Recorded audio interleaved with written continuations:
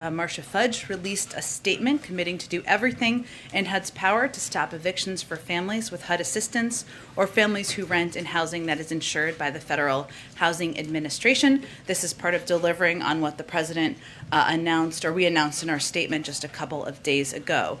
And while the emergency rental assistance funds are in the hands of state and local governments, one of the critical roles that the administration can continue to play is to act as a leading hub to convene states and cities and to share best practices, as we have done at 2 major eviction prevention summits. So this morning, Treasury published examples of simplified forms that are being used effectively by emergency rental assistance programs around the country. I think Ebony may have asked a version of this yesterday, a question about this, but Treasury has repeatedly discouraged undue documentation burdens that limit access for eligible families and is sharing these example forms to make it easier for state and local governments to put that into practice. Places that have are seeing results. I mentioned Virginia yesterday, but as an example, Virginia is the second highest nationwide distributor of ERA funds in the nation and has given out $223 million to tenants and landlords in need.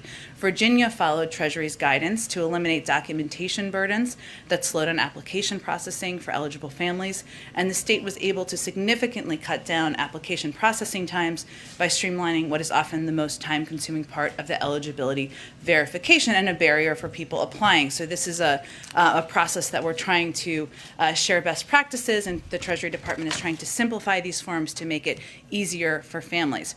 As I mentioned yesterday, we're going to continue to highlight what the bipartisan infrastructure deal will mean for families across the country, as we will digitally as well. Right now, there are up to 10 million homes with lead service lines and pipes. Children in up to 400,000 schools and child care facilities are at risk of exposure to lead. For kids, high exposure to lead can negatively affect academic performance and can lead to cardiovascular disease later in life. And the president clearly thinks that's unacceptable, as do a number of members of Congress. And that's why the deal makes the largest investment in clean drinking water in American history, replacing all of the nation's lead pipes and service lines from rural towns to struggling cities. The deal invests in water infrastructure across America, including in tribal nations and disadvantaged communities that need it most. I wanted to also take a moment to recognize the passing of Pentagon Force Protection Officer George Gonzalez, who was tragically killed yesterday in the line of duty. His life was one of service, a veteran of both the police and the military. He served the Federal Bureau of Prisons, the Transportation Security Administration, and the United States Army, where he was awarded the Army Commendation Medal for his service in Iraq. He lost his life protecting those who protect the nation. We mourn his loss and offer condolences to his family. 2 more short notes, hopefully helpful. This morning at the White House, as part of our ongoing efforts to do everything we can and engage everyone we can to encourage vaccinations, Surgeon General Dr. Vivek Murthy and members of the White House COVID-19 response team convened a historic gathering of all living former U.S. Surgeon Generals, including Dr. Antonia Novella, Dr. Jocelyn Elders, Dr. David Satcher, Dr. Richard Carmona, Dr. Regina Benjamin, and Dr. Jerome Adams. These esteemed public health leaders who served under both Republican and Democratic presidents discussed the importance of ensuring that communities of color, those hardest hit by the virus, have the information and access they need to get vaccinated. And they discussed how we can work together, of course, moving forward. Last point for all of you, the president spoke, or called, I should say, Chantel Brown last night, extended his congratulations to her. He is focused on delivering for the people of Ohio and across the country, as is she. We know his agenda, including investing in our country's infrastructure, helping grow our economy, creating good-paying middle-class jobs, is broadly popular with the American people. He's laser-focused on delivering. More Democrats means more ability to deliver on that. I knew you were up way too early this morning based on my television. I've been waiting to do that joke all week. Here we are. Go ahead. I appreciate the point. Yeah, thank you. Few questions all on the same topic, short ones perhaps. Yesterday, the president said Governor Cuomo should resign. The governor has not done so. Has the president called the governor? No. Has anyone from the White House called the governor or the governor's staff? Not that I'm aware of. When was the last time the president and Governor Cuomo spoke? I would have to check on that. Okay, there's 2 more on this. If the governor refuses to resign, does the president want to see him impeached and removed from office? The president made clear yesterday that Governor Cuomo should resign, and I believe we should start with that. There's obviously a process that's going to proceed, and leaders in New York spoke to that yesterday. We'll leave it to them to speak to that, but the president believes Governor Cuomo should do the right thing, resign, and leave space for future leadership in New York. And then there's been a lot of discussion in here, including from the president in recent days, about the vital role that governors play in the nation's COVID response. In this period, while Governor Cuomo is still in office, does the president have confidence in him leading New York State's response to the pandemic? Well, I think, again, the president made clear, because of the abhorrent allegations that were made public yesterday, that it is time for Governor Cuomo to resign. At the same time, we do not want the people of New York to be impacted in a negative way as they're working to fight COVID. And we're going to continue to work with the administration in New York, with leaders in New York, to continue to fight COVID. That will continue, and obviously if leadership changes in the state, we will work with a different leader. Go ahead. Thanks, Jen. Can you walk us through what changed from Monday to Tuesday when it comes to the eviction ban? On Monday, Gene Sperling stood here and said the CDC has been unable to find the legal authority for even new targeted eviction moratoriums. There are many people across the administration who said the same thing, and yet the CDC did just that yesterday. So what changed? Well, I think it's important to take a step back a little bit before that to Sunday when we were engaged. The administration, the White House was engaged directly with the CDC at the direction of the president to ask them to look into what legal options, if any, existed there were to extend the eviction moratorium. That process was underway for a couple of days. The announcement yesterday was a reflection of exactly that. And when we put out a statement on Monday, right before Gene Sperling came out to the briefing, right before we came out to talk with all of you, that also made clear in there that at that time, they had not yet found a legal pathway forward. What was announced yesterday was not an extension of the existing moratorium, which was, of course, national. It was a more limited moratorium that was going to be impacting and helping areas that were hardest hit by COVID. So different than the last moratorium. That was also reflected in the statement that we issued on Monday, that was the president's ask to look into a more limited moratorium. They did that. And yesterday's announcement was a reflection of that process. What's your message to progressives who say they're worried that President Biden's concerns about the constitutionality of this move will end up being a self-fulfilling prophecy and motivate opponents to go ahead and file suit now? Well, I would first say the president shares their desire, their commitment, and their interest in keeping renters and people in their homes. And that is exactly why he took the step of asking the CDC to look into what legal pathways forward there were. And yesterday's announcement was a reflection of that. We don't control the courts. We don't know what they will do. We are all aware of the Supreme Court decision at the end of June and what was outlined in their decision at the end of June. This is also going to be a temporary solution regardless, and longer-term solution will require legislative action. But his message to anyone who's been a passionate advocate is that he shares their concern. He shares their commitment. He wants renters to be able to stay in their home, and that's why we took this step over the last few days. And on one other topic, if you don't mind, I know that the president has asked the defense secretary to look into the possibility of making the COVID vaccine mandatory for service members, but according to the U.S. Code, it's actually the president who has to grant a waiver to the military to make vaccines mandatory. Has he granted that waiver yet? And if not, does he plan to do so? Well, the president's looking for a recommendation from the Secretary of Defense. That hasn't been made yet. And if and when that is made, I would expect he would respond accordingly. Go ahead, Kelly. The earlier moratorium used the same legal justification that the new one is using, which in layman's terms is about preventing the spread of disease if you evict people at a time of pandemic. So the only real difference is narrowing location, but the rationale is the same. So after the president was clear that it wasn't legal, Gene Sperling was clear that it wasn't legal, is this a roll the dice and see if it gets challenged position from an administration that may be doing something it knows is not on legal standing? Well, the president would not have supported moving forward with any action where he didn't feel there was legal standing and legal support.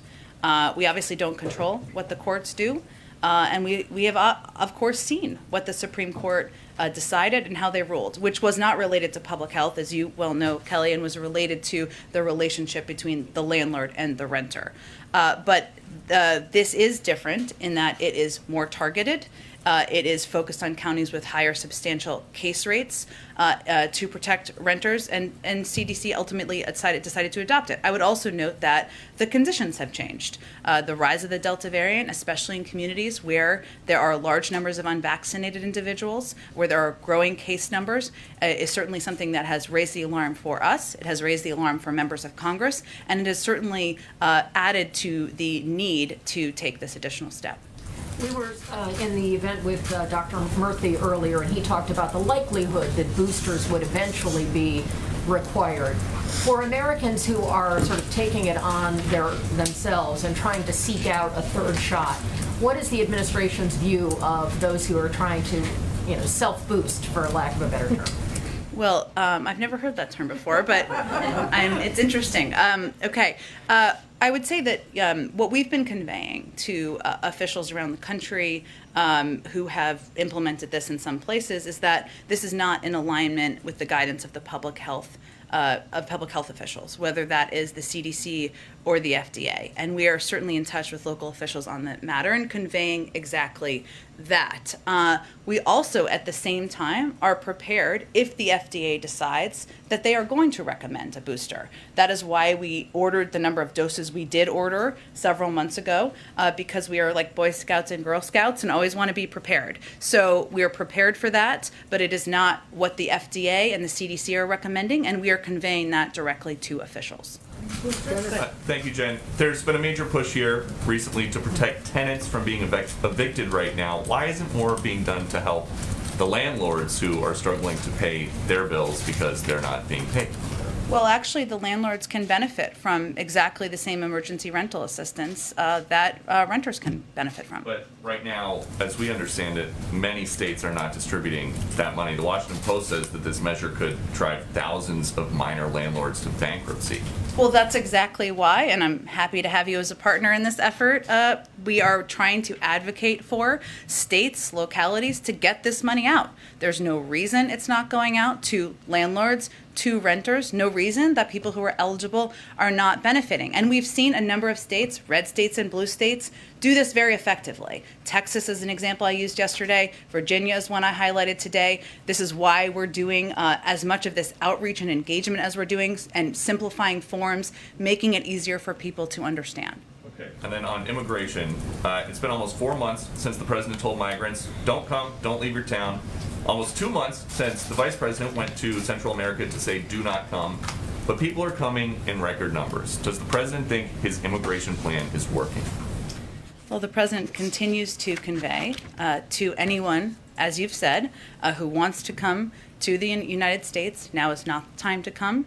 It is not the time to come and try to go through irregular migration. We want to have an effective process where you can apply for asylum, where you can apply for legal status. We have increased our investment in areas like the Central American Minors Program, allowing people to apply from within country so they are not making that dangerous trip. There's more that needs to be done. We've also instituted a number of additional steps recently, including expedited removals to move people out of the country more quickly. But we're still at work on and improving a process and improving a system that was very broken when we took office. So the message to migrants is the same, even though they are coming at 21-year high, 210,000 encounters at the border last month. And I would also note the number of people who were removed from the border, which is an important part of the context, which is almost half of that number. But he's saying don't come, and they're coming. Well, there are a number of factors, as you all know, that are happening in these countries, and we're working to address those as well. And the vice president is leading those efforts. We don't expect that to be a switch, but addressing root causes in these countries, corruption, economic downturn, people are fleeing a range of challenges, persecution.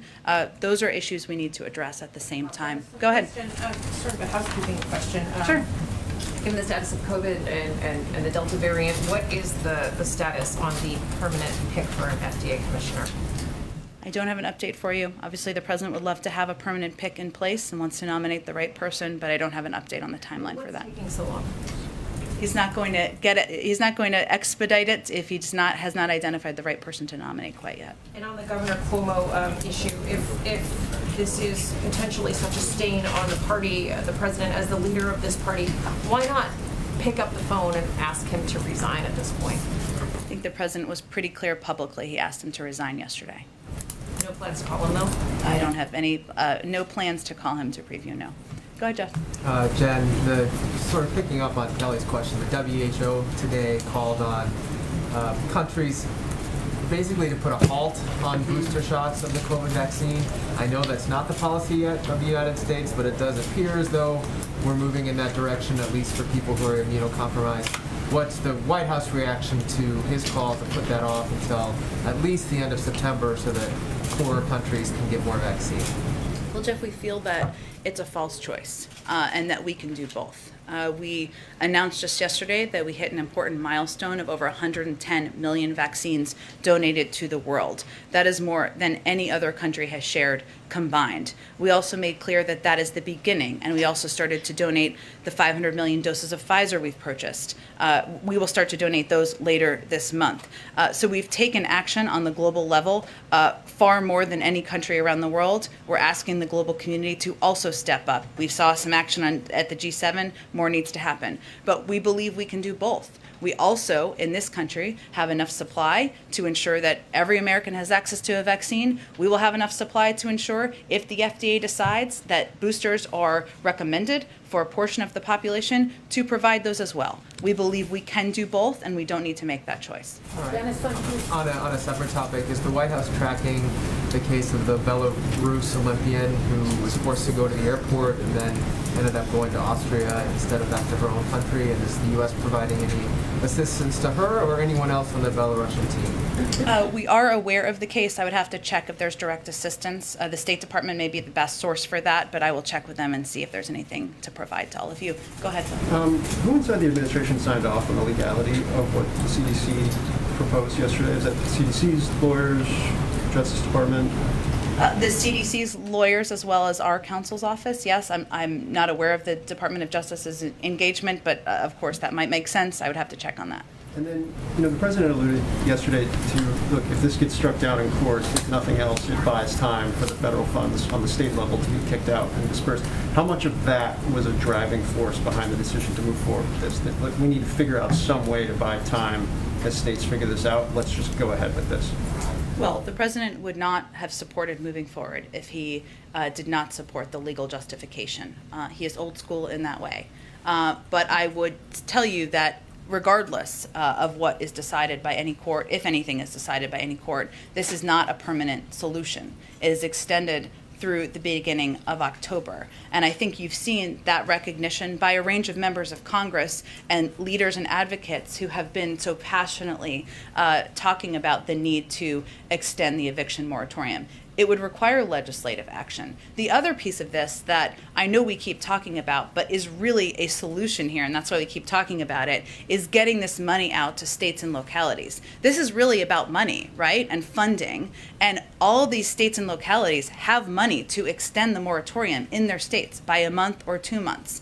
There have been challenges that are understandable, including the fact that there's no federal infrastructure for distributing this money. The states are doing it on their own. There are challenges where even well-meaning landlords and others are trying to figure out how to accept applications. We're working through those challenges, but that is a solution for the short term, and that's why we've talked about it and why we've spent so much time investing in that as well. And then just one more quick one. The president was very sharp with kind of his perspective on Republican governors who put block, specific potential public health options. It echoed something you'd said yesterday, a very sharp tone, either deal with it or move out of the way.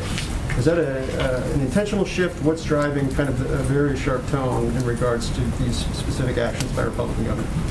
Well, let me be also clear that, as the president said yesterday, the vast majority of leaders, and as I said too, continue to step up and do the right thing. People like Governor Hutchinson have been traveling their state, hearing from their communities, and answering questions about the vaccine. We're also in constant communication with our nation's governor. So even as we called out steps that, and he called out steps that we felt should have been taken by the governors of Florida and Texas, we're in touch with those offices about providing additional assistance and seeing if we can figure out what their needs are and how we can help meet them. And we had our first FEMA team on the ground in West Virginia just days after entering government. Right now, our surge response teams are working hand in hand with the hardest hit states that are not traditionally blue and Democratic states: Arkansas, Missouri, Louisiana, focusing on everything from contact tracing, technical expertise, and vaccine confidence. But at the same time, that wasn't an evaluation, a partisan evaluation or assessment. That was an assessment of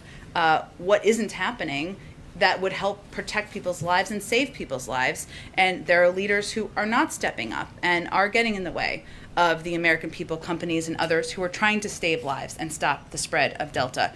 And we are going to keep calling that out. That's not meant to be partisan. It's not meant to be political. It's just meant to convey that more action is needed in some parts of the country, even where there are many states where positive action is being taken. Go ahead. Yeah, you mentioned that the new moratorium is a targeted one and not one that's nationwide as justification of why this is meets the legal threshold.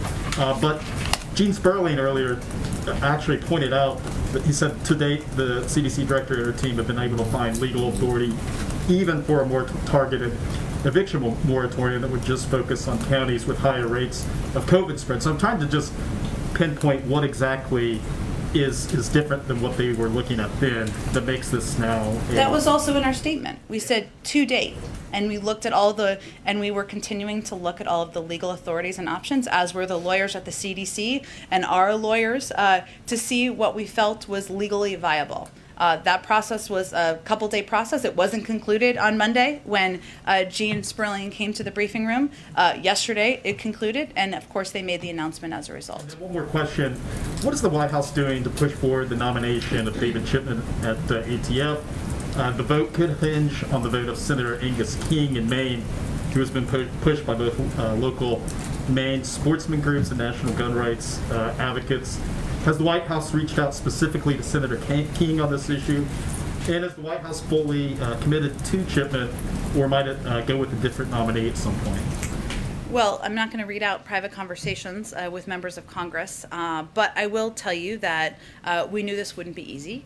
ATF hasn't had a confirmed director in 6 years, and only one confirmed director since the position became Senate confirmable. So we've been eyes wide open into the challenge from the beginning. But we are disappointed by the fact that many Republicans are moving in lockstep to try to hold up his nomination and handcuff the chief federal law enforcement agency tasked with fighting gun crimes. It speaks volumes to their complete refusal to tackle the spiking crime we've seen over the last 18 months. This is someone who has 25 years in distinguished service to our country as an ATF agent. He has the exact set of skills and experience we need to revitalize the Bureau's work to crack down on gun trafficking and keep guns out of the hands of criminals. So certainly, yes, we stand by his strong qualifications and nomination. I'm just going to jump around and I'll come back. Okay, go ahead in the middle, Go ahead. Question. Sorry. Go ahead right there in the middle, Yeah. I'm trying to get to people I haven't gotten to. Thank you. I appreciate it. Oh, okay. And then right in front of you. Go ahead. I'm sorry. Go ahead. You're good. It's fine. We can do everyone. On infrastructure, when you talk to local officials about this, they're really excited about the possibilities of what might happen, but they can't say with any certainty what they're actually going to receive and what they're actually going to be able to do. So as this bill advances, what would you say to folks who are wondering how much of these big pots of money are actually coming to our community, and how quickly, assuming it passes, might they find out and see those benefits? Sure. Well, one, we have put out state-by-state fact sheets, and if different businesses or communities haven't seen those, we're happy to provide them. It is true that, as is true with any piece of legislation, there are components of the project funding that would be through grants and some through applications that where communities will have to apply for funding. Obviously, it would be in our interest to get that going as quickly as possible, and the Department of Transportation and others will implement that. But we have been pretty clear about benefits that will help every community, replacing lead pipes, making sure people have access to broadband, making a historic investment in climate. I know people are asking, and I think you're asking specifically about people who want to know if their specific bridge is going to be repaired. Some of that will be through grant funding. Some of it will be through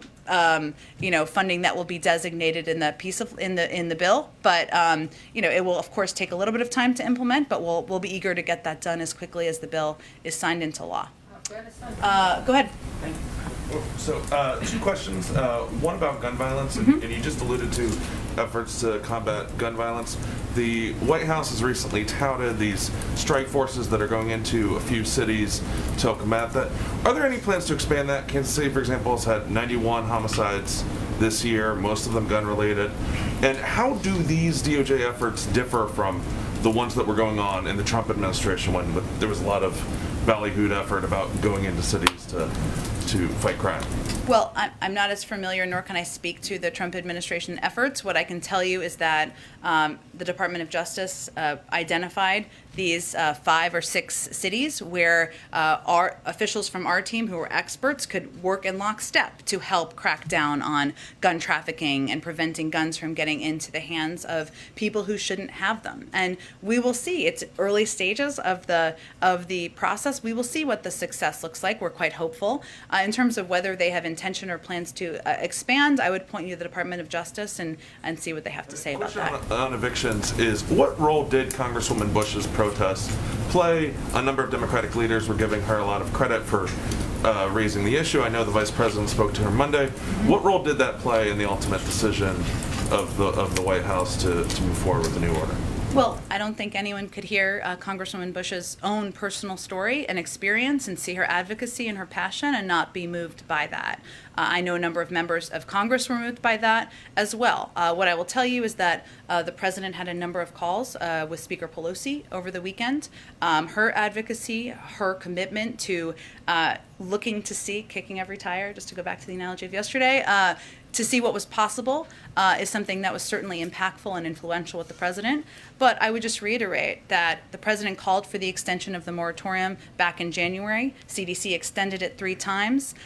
We also have spoken to this over the course of the past several months, and we've been in close touch with a range of members of Congress. So absolutely, the passion, the advocacy of a number of members is something that I think everybody watched closely, but I think it's important to note that we all shared the same objective and have from the beginning. Go ahead. Thank you, Jen. Thank you. Thank you. It's been a while, so I'm hoping to ask you 2 questions, if Okay. that's all right. First about the coronavirus pandemic, and then about a follow-up to Governor Cuomo, the report on him. On COVID-19, former President Trump has called for China to pay the United States more than $10 trillion in reparations as a result of letting the coronavirus escape Wuhan and infect other countries, causing, of course, 600,000 American deaths and economic devastation. President Biden hasn't called for reparations from China. Does he support them? Does he think that China should pay us financially for what it has allowed to spread? Our policy hasn't changed. So is he open to... Did you have another question? Yes. In a follow-up to the report on Governor Cuomo's sexual harassment, a lot of men in politics have been accused of sexual harassment. President Biden was accused by female Secret Service agents of skinny dipping in front of them, offending them, according to former Washington Post reporter Ronald Kessler, who's an author as well. His former Senate aide Tara Reid accused him of sexual assault. The Washington Post and the New York Times have published multiple accounts of women who objected to the way President Biden touched them. Should there be an independent investigation of allegations into the president as there was into Governor Cuomo? Well, first I would say the president has been clear and outspoken about the importance of women being respected and having their voices heard and being allowed to tell their stories and people treating them with respect. That has long been his policy, continues to be his policy. That was heavily litigated during the campaign. I understand you're eager to come back to it, but I don't have anything further other than to repeat that he has called for the governor to resign. Go ahead. If and when the Senate passes the bipartisan infrastructure deal, would President Biden like to see the House come immediately back into session, or is he okay waiting until the recess ends at the beginning of next month? He certainly is going to be guided and be talking regularly with Speaker Pelosi about what she recommends and what she thinks the best path forward it looks like. And you guys have said you guys are not going to return to lockdowns. Now, is that based just on current COVID conditions, or Dr. Fauci today in an interview warned that he is worried about a potentially worse variant that could more affect vaccinated people? So is the guidance on lockdowns just based on current conditions, or is that just and could change, or is it forever more? Are there not going to be lockdowns? Well, I think Dr. Fauci and Dr. Collins have both spoken to this in recent days, and what they have conveyed and what it's based on is the fact that we have made a significant amount of progress in the past 6 months, even as we are fighting the Delta variant, the most transmissible variant we have seen. And that includes 70% of the American people getting their first shot, more than 162 million Americans at this point. That's progress. That ensures that a lot of communities are going to have a great deal of protection, and we're in a different place than we were when there was the period of lockdown. So it's a reflection of that. Go ahead, Katie. Thanks. The president sort of dismissed a question yesterday about whether he would call Governor DeSantis to discuss the situation on the ground in Florida. Does he feel that there is no point in personally reaching out to leaders in Texas and Florida?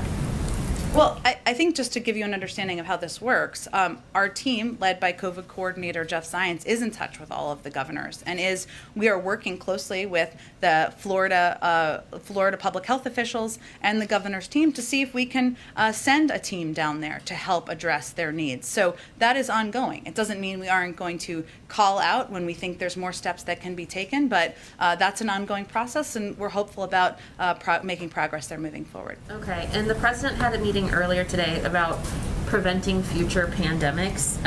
Can you give us a readout on what he heard or discussed, and what's the administration learning about that issue?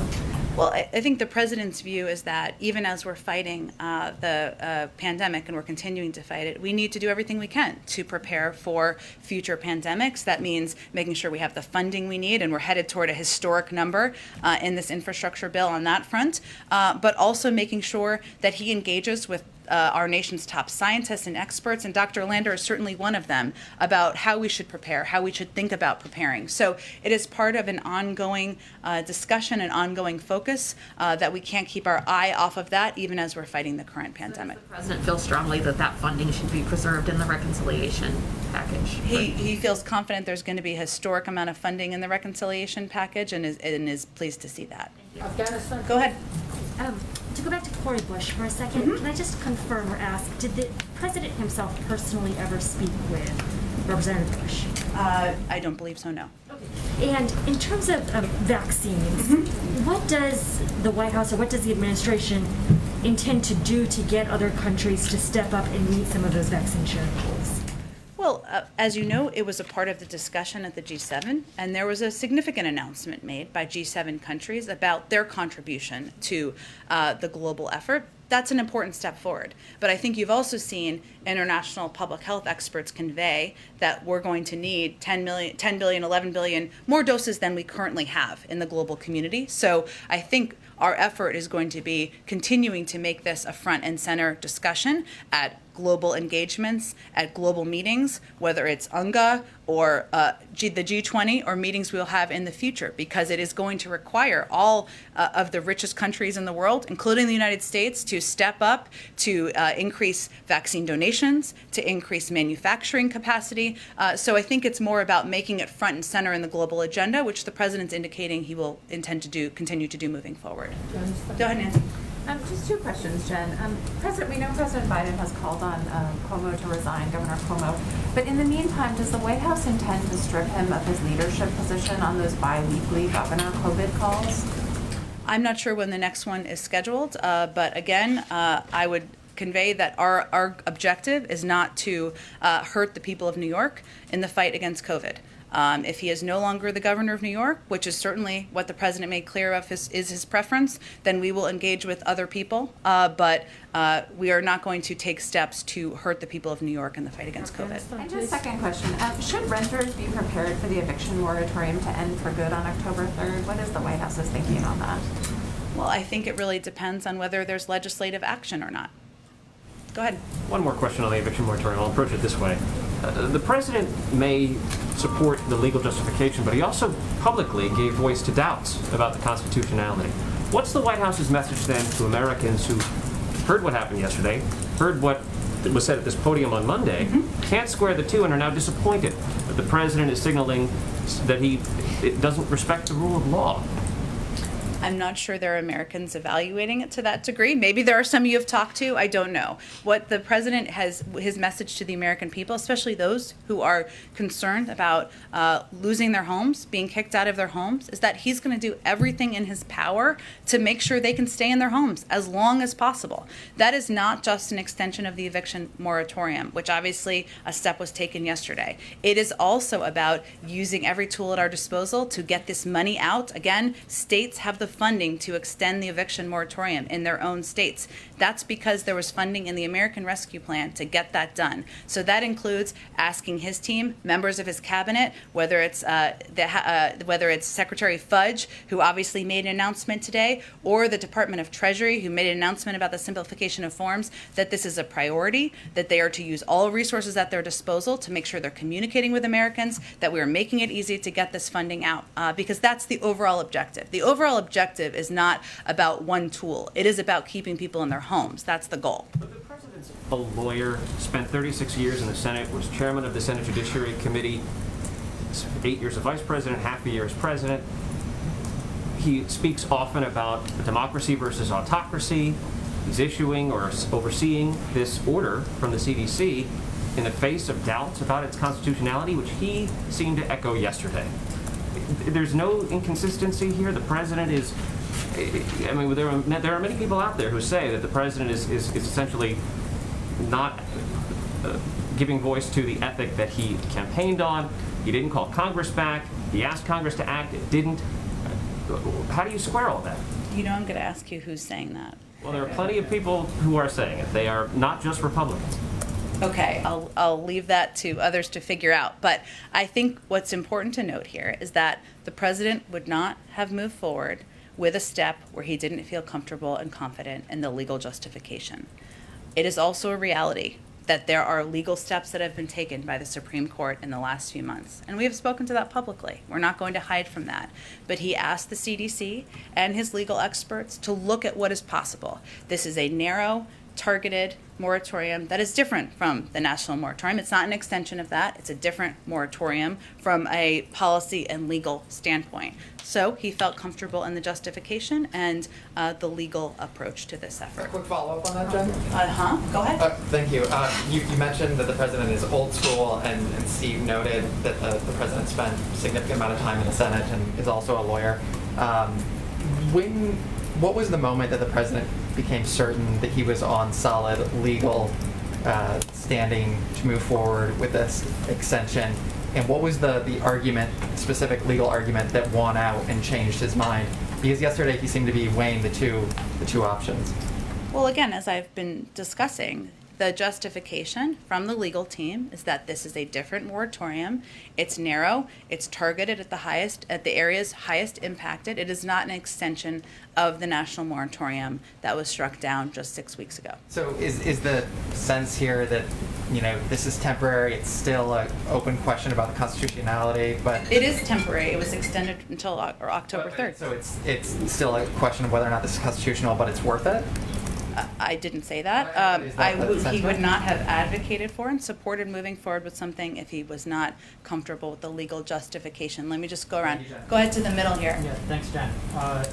Two quick questions. First, I was hoping you could preview a little bit the president's meeting tomorrow with AAPI leaders. I'm just curious what they'll be discussing and why you chose to invite them to the White House. Absolutely. Well, I should have more of a preview for you, but I will tell you that the president looks forward to meeting with leaders of the AAPI community tomorrow. They will discuss a range of topics, including, of course, economic investment, the fight against COVID, voting rights, which is certainly an issue that is of great importance to a range of communities who have been quite active on this issue, and obviously continuing discrimination that members of the AAPI community experience. We've also proud of the number of nominees from the AAPI community that we have put forward for a range of important jobs in the administration, but those are some of the topics on his agenda, and I'm sure they'll come ready with a number of topics they also want to discuss. Quickly, just on COVID. Yeah.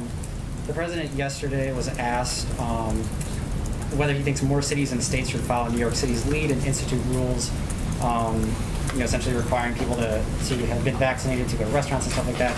And he said, I do, but then he later seemed to suggest maybe it should fall more on those businesses. I was just hoping you could clarify, would he urge, cities and states to follow New York City's lead, or does he feel that it's more sort of a private sector matter where businesses should be the ones, taking the lead on this type of thing? Well, both. I mean, there are steps that are going to be taken by localities. There will be steps taken by businesses. The president supports local efforts to keep communities safe. They're going to be different from community to community. And our view is that any verification program should meet a few standards. Accessibility, it needs to be free and available in paper and digital formats, should be secure and private, non-discriminatory, given equity is at the center of our agenda. But we know we will see more local communities do more and more things in this space, including verification and employee mandates that will incentivize vaccinations, and we're encouraged and supportive of innovative steps at the local level. I just want to jump around. Go ahead to the back. Yeah, go ahead. Thank you. Oh, I'll go after. Go ahead. Okay, yeah, go ahead. I have two questions. One on Quad. Early this year, during the virtual summit, Quad countries decided on vaccine production. Has the president set a deadline or timeline for when these vaccines will be produced for the rest of the world? I don't believe there's a deadline that has been set. It's a good question. Let me see if there's anything more specific. Obviously, working with the Quad on COVID vaccines is an important part of our... Oh, let me see. Okay. Thank you for the question, because I was like, I know something more on this. Our Quad partnership is on track to help produce at least 1 billion doses of COVID vaccines in India for the Asia region by the end of 2022. So that is the timeline. Obviously, hopefully more sooner rather than later, but that's the timeline for the work with the Quad. My other question is about the kids of legal immigrants. Because of the aging out process, many of them feel that they will be deported back home to a country where they have never lived. Some of them have been moving around the city, meeting the congressman and the White House as well. One of them at least have met the president in Pennsylvania. Has the president given any assurance to these kids that instead of focusing on their studies, they are now focusing on the future? For DACA recipients or? The legal immigrants, kids of legal immigrants, not the DACA recipients. Yeah. Because the aging out process, they might be forced to go back. Sure, it's a great question. I'll have to check. Obviously, taking steps to ensure we are providing a legal pathway to citizenship, and especially for kids who came into this country, as you referenced, innocently with their family members. But I will see if there's anything new to report on that front. Go ahead in the back. I wanted to ask about a different moratorium, the payments of student loans. That expires at the end of September. What is the White House doing at this point to get ready for that date and figure out next steps? I don't have any preview for you on what determination will be made on that front. Do you have any information on how you're preparing? I mean, we got to the point of the moratorium that we've been talking about earlier where we're at the date. Yep. What are you doing between now and that date? We are certainly well aware of the date, well aware of the impact, but I don't have anything to preview in terms of a decision. And I wanted to ask one more question about the Justice Department. The slot for Solicitor General is still open with the Supreme Court first session ending several months ago at this point and going into some cases that I'm sure the administration really cares about. Where are you at on picking someone, and what are you doing to get ready for that? I don't have anything to preview for you on any personnel announcements or decisions. Thank you. Go ahead, Shelby. Thanks. I wanted to ask about a Harris poll released this week that indicates the majority of Americans believe the worst of the pandemic is still ahead. And this is a big change from a few weeks ago. And so this is despite, as you said, 70% of Americans being vaccinated and CDC data showing that the vaccine is protecting vaccinated Americans from serious illness. So why is the American public so panicked? And is the White House concerned at all that it's fueled this dramatic shift in public sentiment? That we have fueled it? Yeah, through, returning the mask recommendations for vaccinated Americans. Is it concerned at all? What can it point to as a reason for I haven't Americans? taken a close look at this poll. What I will tell you is that a poll before this, I believe a CBS poll, showed that more vaccinated Americans were concerned about the rise of Delta than unvaccinated. So that was even prior to the mask guidance being put in place. And certainly, as people see, the rising cases in certain communities, unvaccinated communities, of course that's concerning. We understand that. But we also believe that it is our responsibility to provide accurate public health information and also make clear to people the impact of being vaccinated and the fact that the vaccines are doing exactly what they should do, which is protect the vast majority of people from serious illness and hospitalization. But yes, we know that it is a challenge, and fighting a pandemic and communicating about it is a challenge.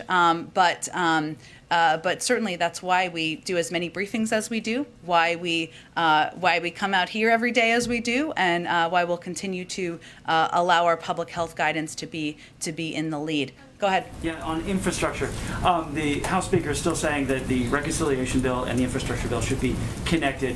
Which bill would the president like to see on his desk first, the bipartisan infrastructure bill or the reconciliation bill?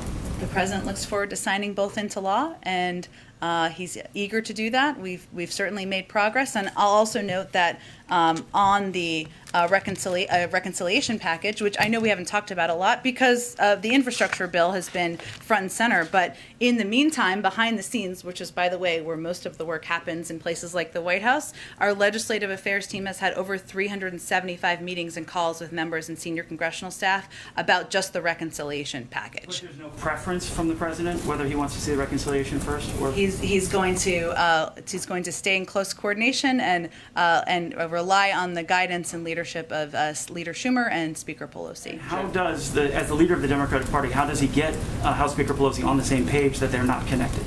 Well, again, I think the president's been clear that he wants to sign both into law. We're encouraged by the movement of the infrastructure package forward, and we've been doing a lot of work behind the scenes, and the president will continue to advocate for publicly the reconciliation package, given how important his Build Back Better agenda is to him. We're told you have a hard out, Shirley. Just one or two more. Sure. Okay. Go ahead. The president made an announcement on Lebanon recovery today. Can you outline that for us? Sure. And also give us a sense, given the fact this is the one-year anniversary of that blast that devastated Beirut, how important is Lebanon's political and economic stability to the United States, given the crisis it's in right now? Absolutely. It's very important. On behalf of the country, the president sent his deepest condolences to all those who were injured, lost loved ones, and still struggle to recover from the trauma from the catastrophic explosion at the port of Beirut 1 year ago. Today, we actually did a video from him that we're happy to provide to anyone who is interested. We also recognize that the people of Lebanon have suffered more over the past year because of avoidable political and economic crises. So what we announced today is nearly $100 million in new humanitarian assistance. That is on top of the almost $560 million in humanitarian aid that we have provided to Lebanon over the last 2 years. We recognize the important role Lebanon has played in the region, as you referenced, and also their role in hosting over 1 million Syrian refugees for a number of years. And we're quite proud of our longstanding support for the Lebanese people, and the president urges his fellow leaders in capitals around the world to also step up their support for the Lebanese people. No amount of outside assistance, of course, will be enough to repair the pain from the blast just last year. Okay. Nikki, go ahead. Great. Are there any plans for the president to hold a press conference before he goes to the beach? I expect he might take some questions at some point, but no plans for a formal press conference. We've got a lot going on here, as you all know. And then also, any chance that Team USA might be visiting post-Olympics? I hope so. They're invited. I'm inviting them here to my house, anywhere you want to come.